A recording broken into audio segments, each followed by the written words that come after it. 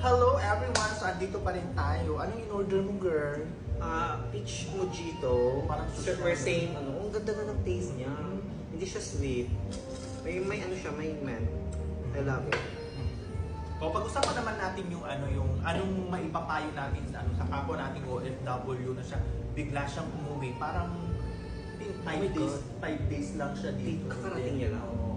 Then bigla siyang umuwi. So, anong maipapayo mo sa mga Parang ganong OFW na pumunta ng ibang bansa. Tapos at yung pagdating doon parang na-homesick. Yes. Parang ganon. Tapos bigla nag-decide na Kasi syempre siguro in the first place kasi sayang yung placement.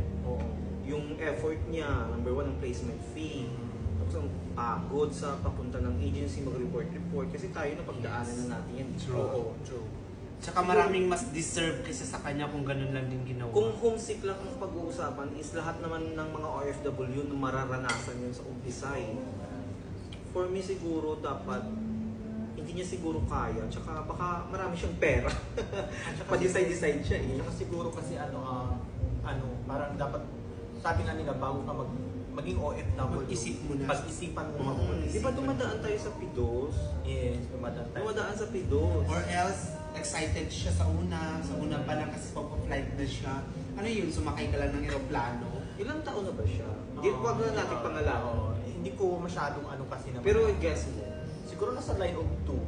ay bata pa. Bata pa. Pero ako naman siguro, hindi naman niya siguro kasalanan yung na-homesick siya. Diyan siguro papasok ang pagka-seniority natin. Kasi kung for example, pag bago ka sa isang kumpanya and then may bagong pumasok, siguro kailangan mo siyang sabihan na maging ganito yan. Babae, lalaki. Lalaki. Dapat i-encourage mo rin siya na maging maano ka. Malalabanan mo din yung homesick na yan.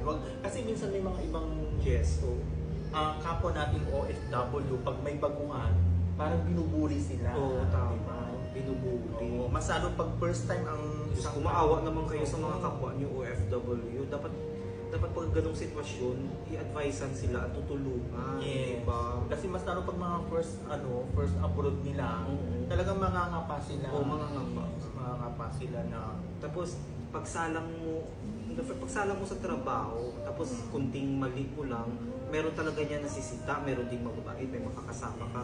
So, it's depend on you how to handle them. So, dapat talaga maging pakumbaba ka. Siguro, hindi niya rin nakayanan na mga encounters sa araw-araw. Siguro it's 5 days ba? Grabe, ang bilis. No? Siguro din, no? Kaya nga din, depende yun sa, mo yan, sa circle of, ng nakakasama mo.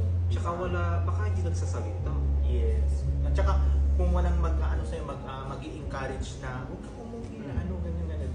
Kung Tama, diba? dapat may taong may ganoon dapat na. Kaya nga nandito tayo yung mga batikan na matagal na dito, pag may mga ganyan na.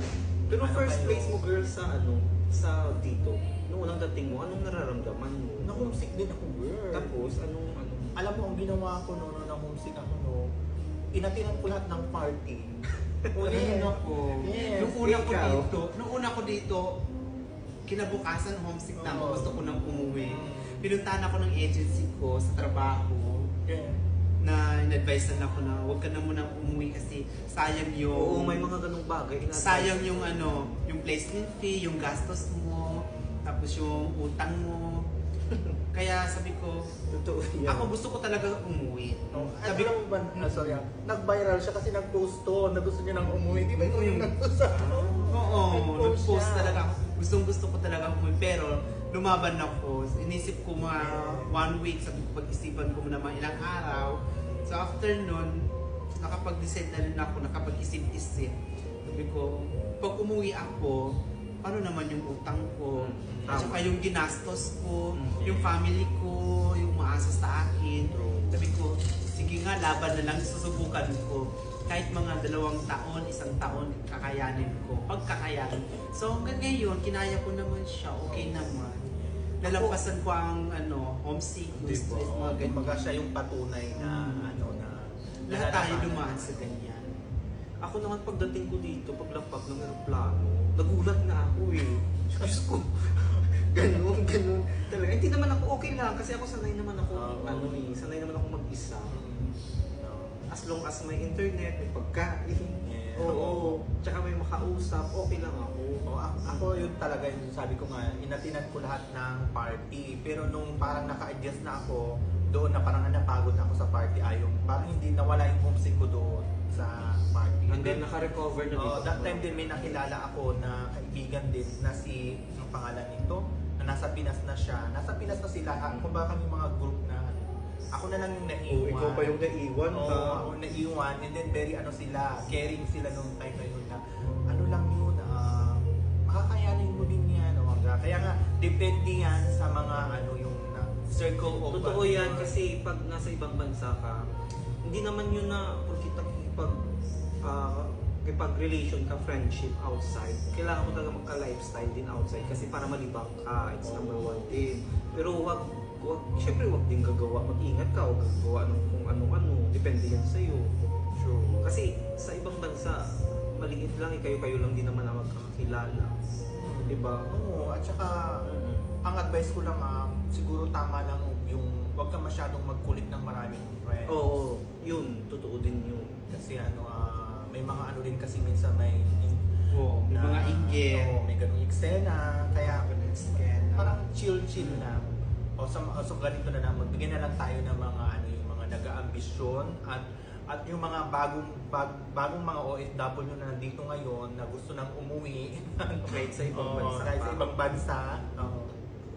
Ako magdasal, tibayan nyo lang siguro ang ang puso nyo. Magdasal lang kayo.